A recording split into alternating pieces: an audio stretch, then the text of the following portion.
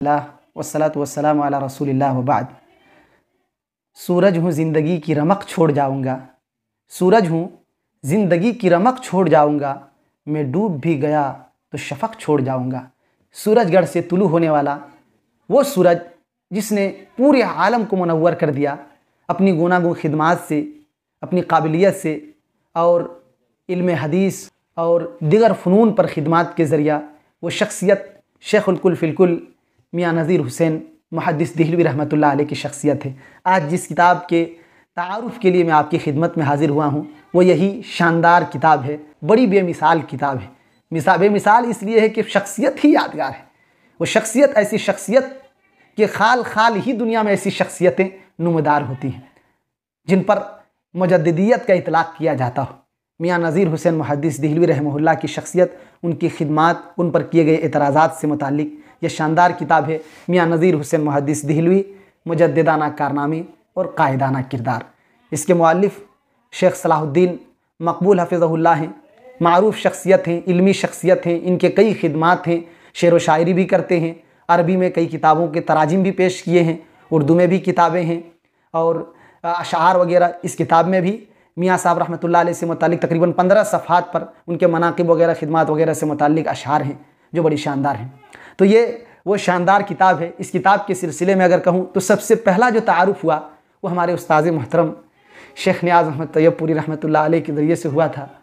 जब 2017 में शेख रहमहुल्लाह दिल्ली गए थे और इब्तिदाई शायद 2017 के इब्तिदाई महीने थे, फरवरी वगैरह थे, किसी दौरा में गए थे तो ये किताब लेकर के आए तो सबको उनकी आदत थी, ये बड़ी अच्छी आदत थी। बहुत कम असातिज़ा में ये चीज़ देखने को मिलती है कि अपनी ज़ाती किताबें तलबा को पढ़ने के लिए देते हों। लेकिन उनकी आदत थी कि वो कोई भी अच्छी किताब उनको लगती वो ले आते क्लास में और तलबा को ताकीदी तौर पर कहते कि तुम लोग पढ़ करके देना, बेटे तुम लोग पढ़ करके इस किताब को देना। तो उनकी ये आदत थी।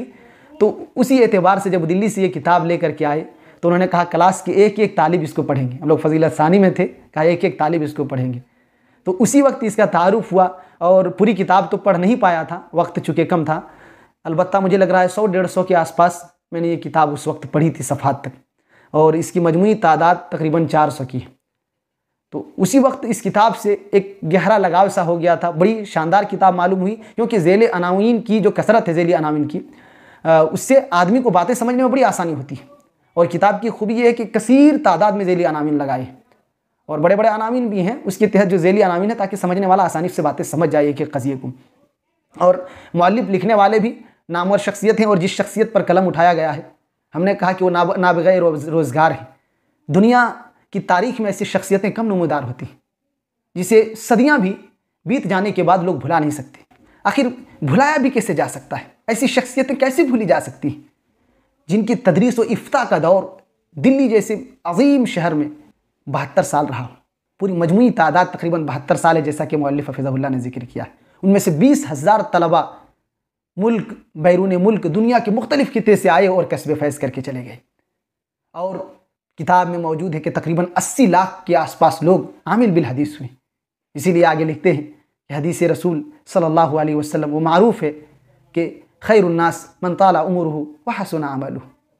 वो बड़ा बेहतरीन आदमी है कि जिनकी उम्र लंबी हो और अमल भी अच्छा हो। तो अल्लाह ने 100 साल की उम्र दी थी, जिनमें से 72 साल तकरीबन तदरीस व इफ्ता में गुजार दी। और तलबा का जो जाल बिछा हुआ है, हम दबिस्तान नज़रिया में एक झलक दिखाए थे।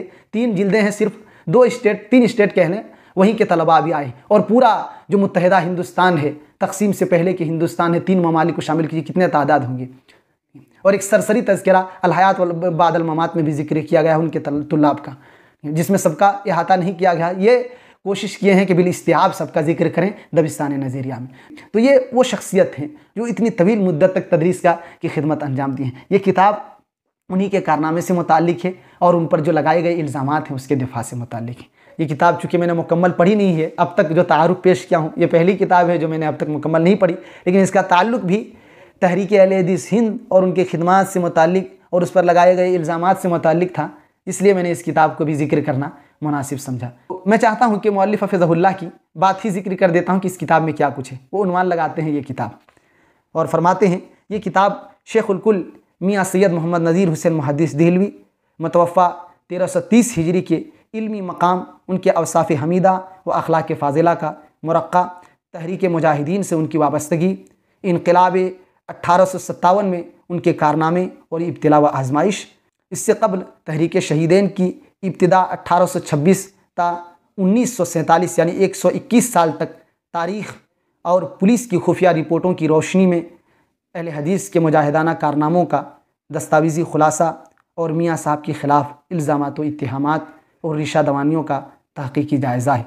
असल मसादिर व मराजे और सानवी हवाला जात के साथ तारीख़ी हक़ाइक़ को मिनवान पेश करने की एक मामूली कोशिश है, जिसमें गलती का इम्कान यकीनी है, लेकिन दानिस्ता तारीख़ साजी से इसका दूर का भी वास्ता नहीं, क्योंकि तारीख़ साजी जाल साजी का दूसरा नाम है और ये नाकाबिल माफ़ी जुर्म है, जिसका इर्तिकाब इस बाब में बड़ी फ़राख दिली से किया जा रहा है। हमारे मसलक में इसकी कोई गुंजाइश नहीं। इस यादगार शख्सियत से मुतालिक जो अहले इल्म के तारीफ़ी कलिमात हैं, जो उन्होंने बातें कही हैं, उन सबको ज़िक्र करना तो मुमकिन ही नहीं है कि लातादाद में है वो। मैं सिर्फ एक दो शख्सियतों से उनके तारुफ़ी कलिमात को ज़िक्र करने की कोशिश करता हूँ। नवाब सिद्दीक़ हसन ख़ान रहमहुल्लाह ज़िक्र फरमाते हैं उनके सिलसिले में, जैसा कि पीछे साइट में मनक़ूल है, शेख़ुल इस्लाम मरकज़ुल इस्तिजाज़त वल इजाज़ा वल आलिमुल ख़बीर हक़ीक़तुहु व मजाज़ुहु व मिनल मसल साइर ला युफ्ता व मालिकुन बिल मदीना वला युस्नद वल हाकिमु बि बगदाद। तो ये वो शख्सियत है। इसी तरीके से मौलाना आज़ाद रहमहुल्लाह ने कहा कि सैयद नज़ीर हुसैन मरहूम हिंदुस्तान में दरस हदीस के आखिरी मरकज़ थे। सर सैयद अहमद ख़ां के भी हवाले हैं, डिप्टी नज़ीर अहमद रहमहुल्लाह के भी हवाले हैं, सैयद अब्दुल हई हसनी रहमहुल्लाह के भी हवाले हैं, मौलाना अब्दुल हलीम शरर उनके शागिर्द हैं उनके भी हवाले हैं, ख्वाजा हसन निज़ामी के भी हैं, ग़ुलाम रसूल महर के भी हैं, और इस तरीके की कई शख्सियतें हैं जिन्होंने उनके सिलसिले में, उनकी तारीफ़ के सिलसिले में कुछ बातें कही हैं। मजमूई एतबार से ये किताब बड़ी शानदार है। वक्त निकाल कर आदमी को ज़रूर पढ़ना चाहिए। उस वक्त मुकम्मल किताब पढ़ने का मौका नहीं मिल सका था, इसलिए बाद में मैंने ये किताब ख़रीदी। अब तक तकमील की तौफ़ीक नहीं मिल पाई है। रब्बुल इज़्ज़त से दुआ है कि हमें भी मुकम्मल पढ़ने की अल्लाह तौफ़ीक दे। और जो देख रहे हैं इस वीडियो को, किताब के चूँकि इब्तिदाई हिस्से हम पढ़ चुके हैं, इसलिए अंदाज़ा लगाया जा सकता है और हम लगा लिए हैं कि किताब बड़ी जानदार है, बड़ी शानदार है।